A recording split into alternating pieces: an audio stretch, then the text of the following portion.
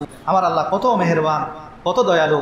আমরা রাত দিন আল্লাহর নাফরমানি করি, তবু আল্লাহ রব্বুল আলামিন আমাদের মুখের মধ্যে খাবার তুলে দিচ্ছেন। রিজিকের মালিক আল্লাহ। আমি ফজরের নামাজ পড়ি নাই, সকাল 8টা বাজে উঠার পর সুন্দর করে ডিম আর পরোটা নিয়ে খাচ্ছি, এই খাবার কে তুলে দিচ্ছেন? আমার আল্লাহ। জোহরের নামাজ পড়ি নাই, দুপুরের বেলায় আমি বিরিয়ানি খাচ্ছি, এই মজার খানা কে তুলে দিচ্ছেন? আমার আল্লাহ।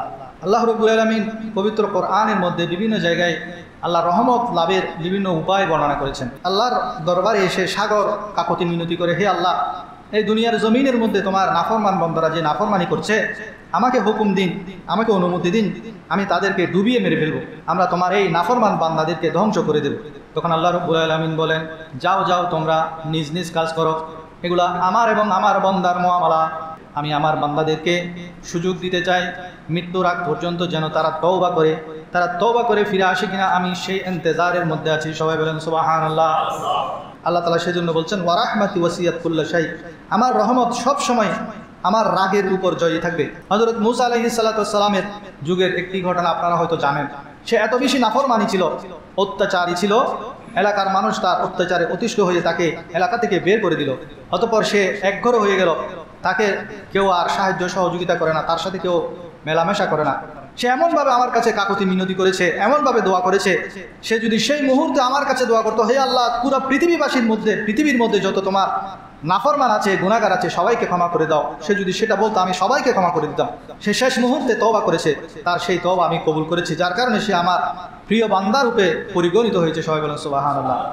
সূরা বাকারার 218 নম্বর আয়াতে আল্লাহ তাআলা বলেন, ইন্নাল্লাযীনা আমানু ওয়াল্লাযীনা হাজারু ওয়াজাহাদু ফী সাবিলিল্লাহি উলাইকা ইয়ারজুনা রাহমাতাল্লাহ ওয়াল্লাহু গফুরুর রহিম। যারা ঈমান এনেছে এবং হিজরত করেছে আর আল্লাহর পথে জিহাদ করেছে, তারা আল্লাহর রহমতের আশা করে, আর আল্লাহ ক্ষমাশীল পরম দয়ালু। এই আয়াতের মধ্যে ঈমান, হিজরত এবং আল্লাহর পথে জিহাদ যারা করে, তাদের জন্য আল্লাহর রহমতের ঘোষণা আল্লাহ রাব্বুল আলামিন দিয়েছেন। যাদের হার্টের রোগ আছেন, তাদের জন্য সবচেয়ে বড় শেফা হলো এই কোরআন। কোরআনকে ধারণ করুন, প্রতিদিন কোরআন তেলাওয়াত করুন, হার্টের রোগ অনেক ভালো হয়ে যাবে। কারণ আল্লাহ সূরা ইউনূসের 57 নম্বর আয়াতে বলছেন, ওয়া শিফাউল লিমা ফিস সুদূর, এটা হলো হার্টের রোগের জন্য শেফা। যারা এই কোরআনকে আঁকড়ে ধরবে, তাদের জন্য হার্টের রোগের শেফাও রয়েছে এবং তাদের জন্য হেদায়েতও আছেন, আল্লাহর রহমতও আছে। আল্লাহুম্মা সাল্লি আলা সাইয়্যিদিনা মাওলানা মুহাম্মদ ওয়া আলা আলি সাইয়্যিদিনা মাওলানা মুহাম্মদ। জুমার ঘরকে কাবা বানাইয়া, দেহের ঘরকে মদিনা, যাই নামাজে বসে বসে দেখবো সোনার মদিনা। আল্লাহুম্মা সাল্লি আলা সাইয়্যিদিনা মাওলানা মুহাম্মদ ওয়া আলা আলি সাইয়্যিদিনা মাওলানা। আউযু বিল্লাহি মিনাশ শাইতানির রাজীম। قل يا عبادي الذين أسرفوا على أنفسهم لا تقنطوا من رحمة الله إن الله يغفر الذنوب جميعا إنه هو الغفور الرحيم صدق الله مولانا العظيم وصدق رسوله النبي الكريم ونحن على ذلك لمن الشاهدين والشاكرين والحمد لله رب العالمين ربي صل وسلم وبارك عليه। আল্লাহ পাকের দরবারে লাখো কোটি শুকরিয়া আদায় করছি। সাথে সাথে প্রিয় নবী হুজুর পাক সাল্লাল্লাহু আলাইহি ওয়াসাল্লামের রওজায়ে আতহারের লক্ষ কোটি দরুদ ও সালাম প্রেরণ করছি। এবং সাথে সাথে আপনারা জেনেছেন যে ঢাকার উত্তরায় বিমান দুর্ঘটনায় অসংখ্য ছোট ছোট মাসুম বাচ্চারা শাহাদাত বরণ করেছেন। আল্লাহর দরবারে আমরা ফরিয়াদ করি, আল্লাহ যেন তাদেরকে শাহাদাতের মর্যাদা দান করে। মা বাবা সকালে নাস্তা করিয়ে সুন্দর করে সাজিয়ে গুছিয়ে যে সন্তানদেরকে স্কুলে পাঠিয়েছেন, সেই সন্তানরা ফিরেছে লাশ হয়ে। এই ধরনের দুর্ঘটনায় যদি মারা যায়, তারা শহীদই মৃত্যু লাভ করে, এটাই হলো একমাত্র সান্ত্বনা। তবে ইসলামী রাষ্ট্র যদি থাকে, যদি এই ধরনের কোনো দুর্ঘটনা ঘটে, ভুলক্রমে কেউ যদি মৃত্যুবরণ করে, তার জন্য দিয়ত দিতে হয়, জরিমানা। তো দিয়তের পরিমাণ কি, যদি কেউ মৃত্যুবরণ করে, ধরেন আপনার ভুলের কারণে যদি আপনার ভাই মৃত্যুবরণ করে, তাহলে আপনাকে জরিমানা দিতে হবে। জরিমানা হলো 100 উট। কয়টি উট? 100 উট। এটা যদি রাষ্ট্রীয় ভুলের কারণে হয়ে থাকে, তাহলে রাষ্ট্রের পক্ষ থেকে যে পরিবার থেকে মানুষ মারা গেছেন, শহীদ হয়েছেন, ওই পরিবারের এক একজনের পরিবর্তে 100টি ওঁট জরিমানা দিতে হবে। একটা ওঁট যদি আমরা সর্বনিম্ন 10 লক্ষ টাকা ধরি, 100টা ওঁটের মূল্য হয় 10 কোটি টাকা। কত কোটি? 10 কোটি টাকা। যেহেতু আমাদের দেশে ইসলামিক আইন প্রচলিত নাই, সেজন্য এখানে এগুলো আমরা কল্পনা করতে পারি না। বিদেশে কিন্তু ইসলামিক আইন প্রচলিত না থাকলেও কিছু কিছু ক্ষেত্রে তারা ইসলামের এই বিধানগুলো পালন করে।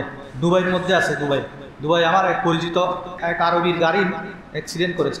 ওই লোকটি ছিল মুয়াজ্জিন, কিন্তু সে তার মেয়েটা অ্যাক্সিডেন্ট করার পরে সে কোটিপতি হয়ে গেছে। এত বেশি জরিমানা, ওই মেয়েটা যতদিন বেঁচে থাকবে ততদিন তার ভরণ পোষণ চিকিৎসা সব খরচ বহন করবে, এবং সাথে সাথে তাকে এত বেশি অঙ্কের জরিমানা দিয়েছে, সে পুরো একটা মার্কেট কিনে ফেলেছে, এখন কোটিপতি। তো ইসলামী শরীয়তের মধ্যে যদি নিহত হয় ভুলক্রমে, ইচ্ছাকৃত না, ইচ্ছাকৃত হলে তো সেটার কেসাস আছে, হত্যার পরিবর্তে হত্যা। ভুলক্রমে কেউ যদি মারা যায় তাহলে তার কেসাস হবে যে 100টি ওঁট। যদি তার একটি চোখ চলে যায়, আপনার ভুলক্রমে যদি চোখ চলে যায়, তাহলে তার কেসাস হবে 50টি ওঁট। 50টি ওঁট মানে হলো 5 কোটি টাকা। আমাদের সমবয়সী আমাদের এলাকার একটা ছেলে, তখন আমরা ছোটোবেলায়, আপনারা অনেক ইয়ং জেনারেশন এই খেলাগুলো চিনে না, আমরা খেলতাম ছোটোবেলায় ডাঙ্গুলি খেলা, চিনে না? ঠিক আছে না? ডাঙ্গুলি খেলা, এই ডাঙ্গুলি খেলা যে লাঠি দিয়ে মেরে আরেকটা ছোট লাঠি ওটাকে বাড়ি দেয়, ওই লাঠিটা গিয়ে আমাদের সমবয়সী একজনের চোখে লাগে, তার পুরো চোখ বের হয়ে গেছে। ছেলেটার নাম হলো জাহেদ, সে এখন ইটালিতে থাকে, পুরো একটা চোখ বের হয়ে গেছে। কিন্তু আমাদের দেশে যদি ইসলামিক ল থাকতো, তাহলে যে তার চোখটা কানা করেছে তাকে 50টা ওঁটের সমপরিমাণ জরিমানা দিতে হতো। তাহলে একটা হাত গেলেও 50টা ওঁট, 2টা হাত গেলে 100টা ওঁট জরিমানা, একটা পা গেলেও 50টা ওঁট, 2টা পা গেলে 100টা ওঁট জরিমানা। যদি একটা আঙ্গুল কেটে যায় ভুলক্রমে, যেমন ওমর রাদিয়াল্লাহু তাআলা আনহু আমার নবীজিকে হত্যা করার জন্য উন্মুক্ত তরবারি নিয়ে বের হয়েছে, তখন একজন তাকে বললেন, তুমি মুহাম্মদকে মারার জন্য বের হয়েছো, কিন্তু তোমার ঘরের খবর রাখো, তোমার বোন এবং ভগ্নিপতিও ইসলাম কবুল করেছে। তখন ওমর রাদিয়াল্লাহু তাআলা আনহু ঘরে গিয়ে তার ভগ্নিপতিকে মারা আরম্ভ করলো। যেহেতু তরবারিটা খোলা ছিল, হঠাৎ ওই খোলা তরবারির সাথে লেগে তার বোনের আঙ্গুল কেটে গেল ভুলক্রমে। তো এই ধরনের ভুলক্রমে যদি কারো একটা আঙ্গুল কেটে যায়, তাহলে জরিমানা হলো 10টি ওঁট। 10টি ওঁট, যদি একটি ওঁটের দাম 10 লক্ষ টাকা হয়, 10টি ওঁটের দাম হবে 1 কোটি টাকা। তাহলে এই জরিমানাগুলো যদি আমরা প্রয়োগ করি, রাষ্ট্রীয়ভাবে যদি প্রয়োগ করা হয়, তাহলে আমাদের এই ধরনের ভুল হওয়ার সম্ভাবনা নাই, সতর্ক হয়ে যাব। তো আল্লাহ রব্বুল আলামিনের কাছে দোয়া করি, যারা আহত হয়েছেন আল্লাহ যেন তাদেরকে সুস্থতা দান করেন, যারা নিহত হয়েছেন আল্লাহ যেন তাদেরকে শাহাদাতের মৃত্যু দান করেন। আল্লাহ রব্বুল আলামিন পবিত্র কোরআনের মধ্যে বিভিন্ন জায়গায় আল্লাহ রহমত লাভের বিভিন্ন উপায় বর্ণনা করেছেন। আল্লাহ তাআলা সূরা আরাফের 156 নম্বর আয়াতে বলেন, আউযু বিল্লাহি মিনাশ শাইতানির রাজীম ওয়া রাহমাতি ওয়াসিআত কুল্লা শাই। আমার রহমত সব কিছুর উপর পরিব্যাপ্ত আছে, সব কিছুকে আমার রহমত দিয়ে আমি ঢেকে নিয়েছি। প্রতিদিন আল্লাহর দরবারে এসে সাগর কাকতি মিনতি করে, হে আল্লাহ, এই দুনিয়ার জমিনের মধ্যে তোমার নাফরমান বান্দারা যে নাফরমানি করছে, আমাকে হুকুম দিন, আমাকে অনুমতি দিন, আমি তাদেরকে ডুবিয়ে মেরে ফেলবো। তারপর পৃথিবী আল্লাহর কাছে ফরিয়াদ করে, হে আল্লাহ, তোমার বান্দারা কোটি কোটি বান্দারা তোমার নাফরমানি করছে। পৃথিবীর জমিনে যদি 800 কোটি মানুষ হয়, তার মধ্যে 150 কোটি শুধু ইমানদার মুসলমান, বাকি সবাই বেঈমান অমুসলিম।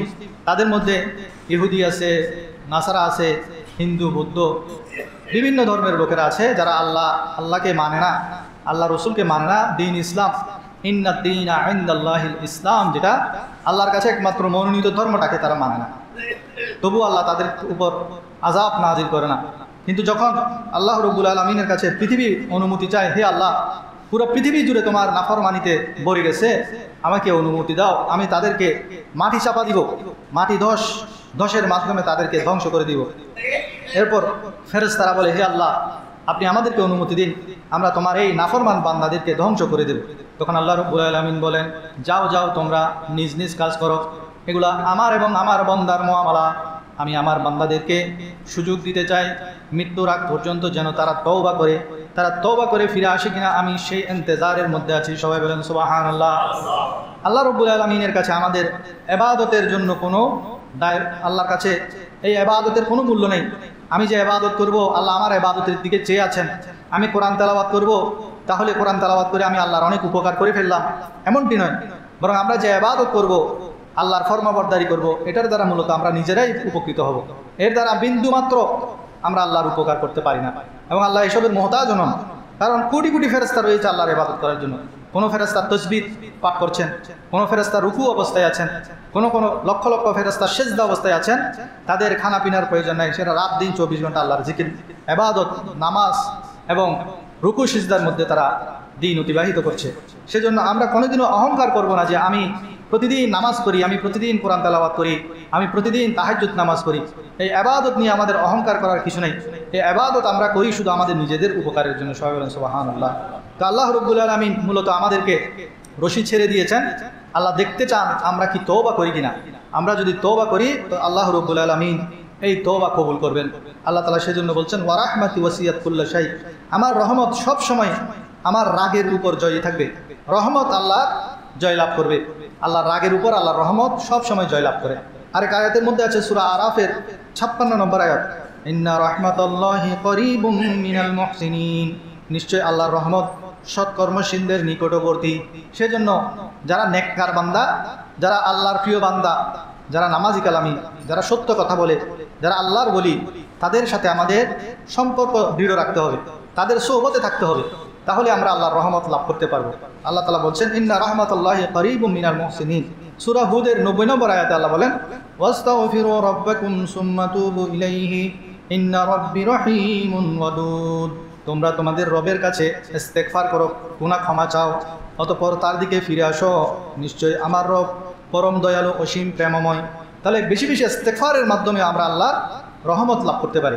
তাহলে এক নাম্বার হলো আমরা আল্লাহর রহমত লাভ করতে পারি আল্লাহর মুহসিন বান্দা যারা, প্রিয় বান্দা যারা, তাদের সোহবতে থাকার মাধ্যমে।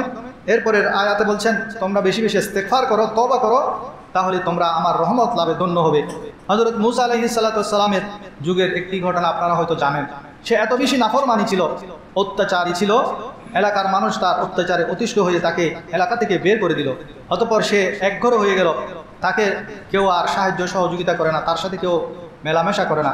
অবশেষে তার কাছে যে খাদ্য সামগ্রী ছিল তা শেষ হয়ে গেল। তখন সে ডান দিকে তাকালো, কেউ তার সাহায্যে এগিয়ে আসে না, বাম দিকে তাকালো, কেউ তার সাহায্যে এগিয়ে আসে না, সামনে তাকালো, কেউ তার সাহায্যে এগিয়ে আসে না। সবাই তাকে বের করে দিল, তাকে একঘরে করে দিল।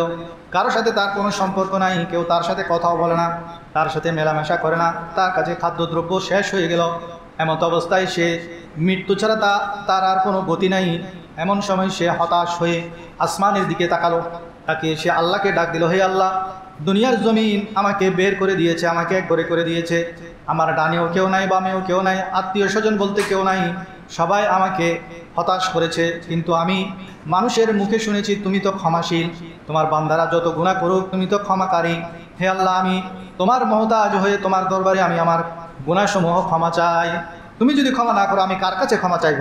তুমি তো অনেক বড় দয়ালু, আমি শুনেছি তোমার দয়া, তোমার রহমত তোমার ক্রোধের উপর প্রাধান্য বিস্তার করে, তোমার ক্রোধের উপর জয়লাভ করে। হে আল্লাহ, তুমি আমার গুনাহসমূহ মাফ করে দাও। এটা বলতে বলতে সে ইন্তেকাল করলো। সেই রাতে আল্লাহ রাব্বুল আলামিন মূসা আলাইহিস সালাতু ওয়াস সালামকে ওহী পাঠালেন, হে মূসা, অমুক জঙ্গলে যাও, সেখানে আমার সবচেয়ে প্রিয় বান্দা ইন্তেকাল করেছে, তুমি তার জানাজার ব্যবস্থা করো এবং তার জানাজা যারা পড়বে তাদেরকে বলে দিবে আল্লাহ রাব্বুল আলামিন যারা যারা তার জানাজা পড়বে সকলের গুনাহ মাফ করে দিবেন। সবাই বলেন সুবহানাল্লাহ। মূসা আলাইহিস সালাতু ওয়াস সালাম ওই এলাকার মধ্যে গেলেন, সকলকে ঘোষণা করে দিলেন যে আজকে আল্লাহর একজন ওলির জানাজা হবে, যারা যারা তার জানাজায় অংশগ্রহণ করবে সকলের গুনাহ মাফ হয়ে যাবে। সবাই দৌড়ে দৌড়ে আসতে লাগলো জানাজা পড়তে। জানাজার পর যখন সবাই ওই ব্যক্তির চেহারা দেখলো, সবাই বলতো, হাই হাই, এটা তো সেই ব্যক্তি যাকে আমরা আমাদের বাড়ি থেকে, এলাকা থেকে একঘরে করে দিয়েছি, আমাদের এলাকা থেকে, আমাদের গ্রাম থেকে তাকে বের করে দিয়েছি গলা ধাক্কা দিয়ে, তার নাফরমানির কারণে সে কিভাবে আল্লাহর ওলি হলো।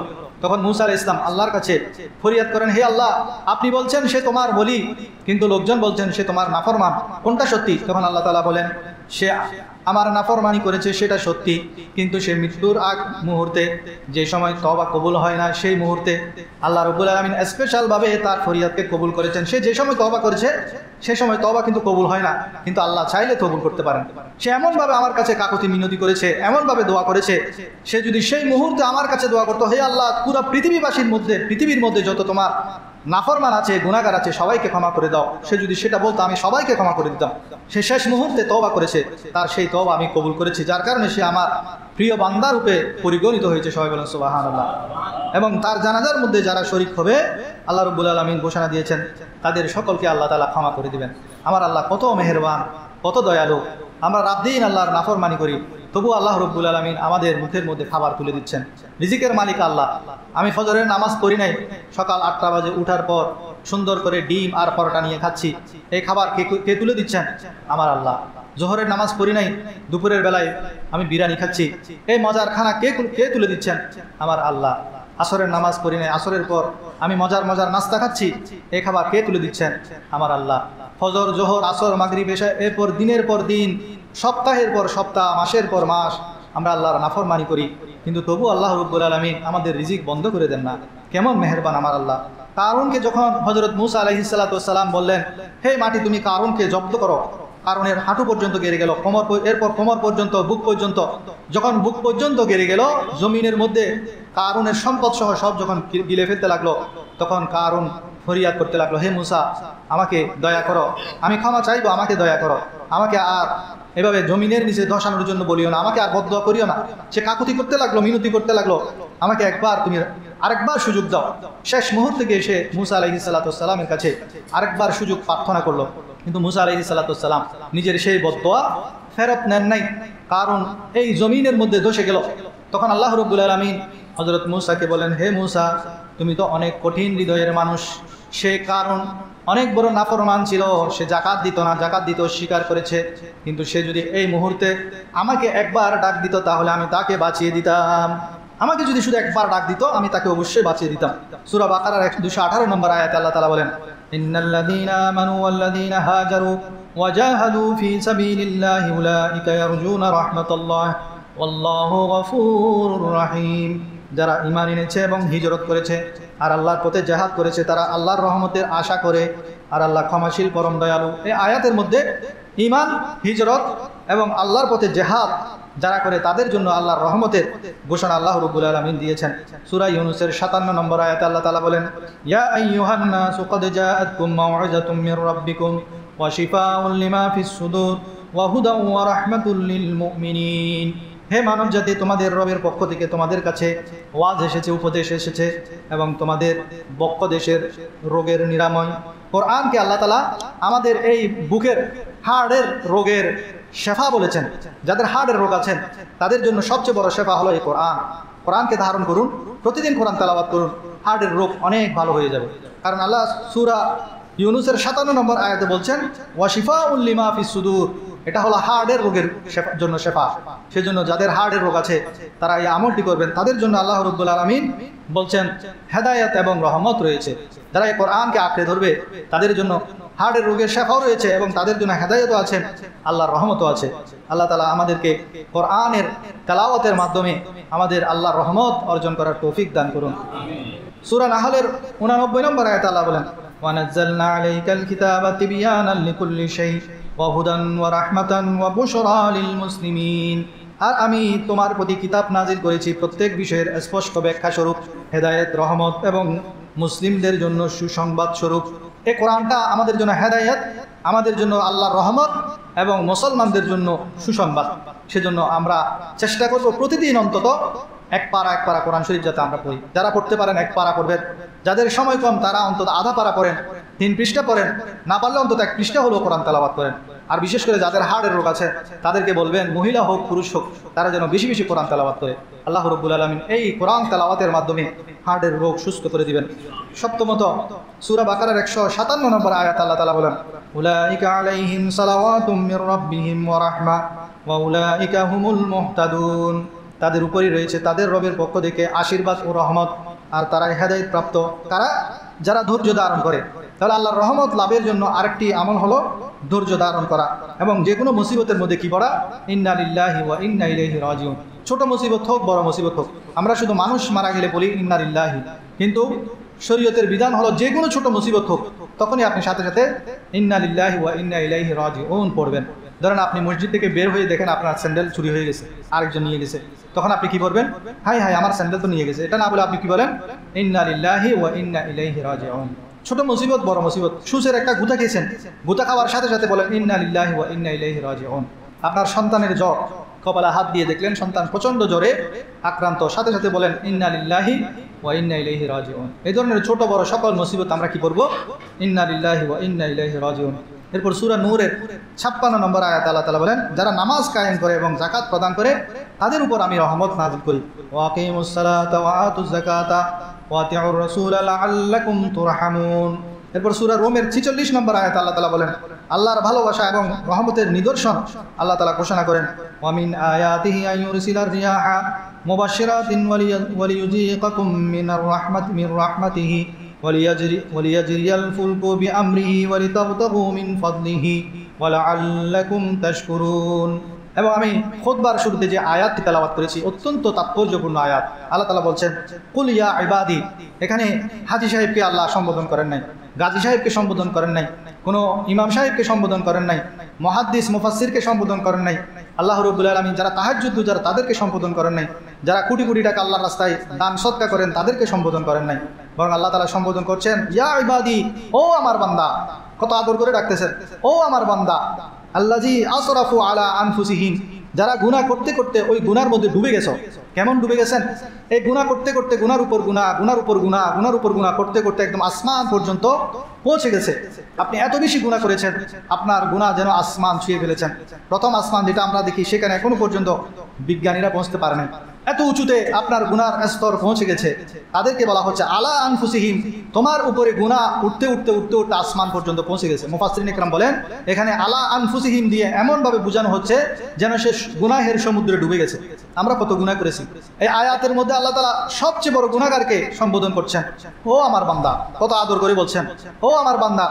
আল্লাযী ইয়াসরাফু আলা আনফুসিহিম, যদি তুমি গুনাহ করে গুনার মধ্যে মসরুফ হয়ে যাও, ডুবে যাও, গুনার মধ্যে তুমি বেশ একদম তলিয়ে যাও, লা তাকনাতু মির রাহমাতিল্লাহ, আল্লাহর রহমত থেকে তুমি নিরাশ হইও না। সন্তান যদি মায়ের সাথে বাবার সাথে নাফরমান করে, যে মা বাবা সবচেয়ে বেশি সন্তানকে ভালোবাসে, সেই সন্তান যদি নাফরমানি করে তবুও মা বাবা বলে না অফুত আয় আয় আয় তোরা মাফ করে দিও, অফুত আয় আয় বহুত দয়া করছুম তোর আদর করছুম, অফুত আয় তোরা আদর করছুম, সেরকম বলে না। মা বাবাও রাগ করে থাকে না, সে আসে আমার পায়ে ধরতে হবে, আমার পায়ে ধরে মাপ চাইলে আমি মাপ চাইবো। কিন্তু আল্লাহ তাআলা কি বলছেন এখানে? যারা নাস্তিক তাদেরকেও আল্লাহ সম্বোধন করছেন, যারা হিন্দু, যারা বৌদ্ধ, যারা খ্রিস্টান, যারা দুনিয়ার জমিনে চোখ খোলা থেকে শুরু করে এখন পর্যন্ত, যেদিন থেকে চোখ খুলেছে সেদিন থেকে শুরু করে তার মৃত্যুর আগ পর্যন্ত একদিনের জন্য, এক মুহূর্তের জন্য সে একটা কাজও করে নাই আল্লাহকে রাজি করার জন্য। আল্লাহকে রাজি করার মতো একটা কাজও করে নাই, সেও এই আহ্বানের মধ্যে শামিল। আল্লাহ বলতেছেন ও আমার বান্দা। এখানে বলে নাই ও আমার তাহাজ্জুদ গুজার, এখানে বলে নাই ও আমার আলেম সাহেব, এখানে বলে নাই ও আমার নামাজি বান্দা। আল্লাহ বলছেন ও আমার বান্দা, তুমি যতই গুনাহ করো না কেন, যত বড় গুনার মধ্যে তুমি ডুবে থাকো না কেন, তুমি যত বড় পাপিষ্ট হও না কেন, আসো আমার রহমতের দুয়ার তোমার জন্য খোলা আছে। লা তাকানাতু মির রাহমাতিল্লাহ, আমার রহমত থেকে তুমি নিরাশ হইও না। কিন্তু মা বাবা এভাবে ডাকবে না, আল্লাহ ডাকছেন তুমি আমার রহমত থেকে নিরাশ হইও না। ইন্নাল্লাহা ইয়াগফিরুয যুনুবা জামিয়া, তুমি যত গুনাহ করেছো সমস্ত গুনাহ আল্লাহ মাফ করে দিবেন। ইন্নাহু হুয়াল গফুরুর রহিম, নিশ্চয় আল্লাহ রাব্বুল আলামিন অনেক বড় দয়াবান, অনেক বড় রহমানুর রহিম। আল্লাহ রাব্বুল আলামিন আমাদেরকে আমাদের গুনাহসমূহ মাফ চাওয়ার, যদিও আমরা পলাতক গোলাম যখন পালিয়ে যাই সেরকম পলাতক গোলাম আল্লাহর থেকে আমরা পালিয়ে পালিয়ে থাকি, নামাজের ওয়াক্ত হলে আমরা পালিয়ে পালিয়ে থাকি, তারপরও আমাদেরকে আল্লাহ তাআলা ডাকছেন আসো আসো আমার দরজা খোলা আছে। যতক্ষণ পর্যন্ত মৃত্যুর আগ মুহূর্তে যে গড়গড়ি আসে, মৃত্যুর আগ মুহূর্তে গড়গড় যে শব্দ আছে, এই শব্দ আসার আগ পর্যন্ত আমাদের তওবার দরজা খোলা। সেজন্য একটি চমৎকার হাদিস আছে, এক বৃদ্ধ একদিন নবী করিম সাল্লাল্লাহু আলাইহি ওয়াসাল্লামের কাছে লাঠিতে বর দিয়ে মসজিদে নববীতে ঢুকলেন। আমার নবী দাঁড়িয়ে গেলেন, ওই বৃদ্ধকে ধরে নিয়ে এসে নিজের পাশে বসালেন।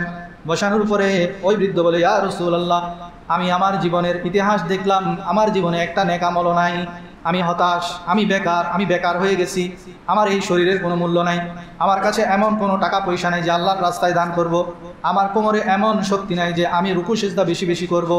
ইয়া রাসূলুল্লাহ, আমি আমার অতীত জীবনে এত বেশি গুনাহ করেছি, ওই গুনাহ ছাড়া আমি আমার চোখে আর কিছু দেখতে পাই না। ইয়া রাসূলুল্লাহ, আমার শরীরটাও বেকার, আমি আমার ঘরের মধ্যে এতই দুর্বল, এতই অসহায়, আমার ছোট বাচ্চাটাকে যদি এক গ্লাস পানি আনতে বলি সে আমাকে ধমক দিয়ে কথা বলে। মা বাবা যখন বৃদ্ধ হয়ে যায়, সন্তান ওই বৃদ্ধ মা বাবাকে যদি বলে, বাবা যখন যে ছোট্ট বাচ্চাটাকে কাঁধে নিয়ে বাজারে গেছেন, যেটা চেয়েছে বাবা তাকে নিয়ে বাজারে গিয়ে সেটা কিনে দিয়েছে। যার বাবা আছে তার কোনো অভাব নেই, দিতে না পারলে অন্তত সান্ত্বনা দিয়েছে আনবো। ছোট বাচ্চাটা যখন বলে বাবা আমার জন্য চকলেট আনবেন, বাবা কোনোদিন বলে না না চকলেট খাইও না, বলে হ্যাঁ আনবো। সেই বাবারা ছোট ছোট বাচ্চাদেরকে যখন লালন পালন করে বড় করে একসময় ওই বাবা বৃদ্ধ হয়ে যায়, দুর্বল হয়ে যায়, একটা গ্লাস জগ থেকে পানি ঢেলে খাবার শক্তি থাকে না। ওই বৃদ্ধ বলে ইয়া রাসূলুল্লাহ আমি তো এত দুর্বল হয়ে গেছি, আমার ছোট বাচ্চাটা যাকে আমি কোলে পিঠে করে মানুষ করেছি, আমি এক গ্লাস পানি চাইলে সে পর্যন্ত আমাকে ধমক দেয়, আমি তো বেকার হয়ে গেছি।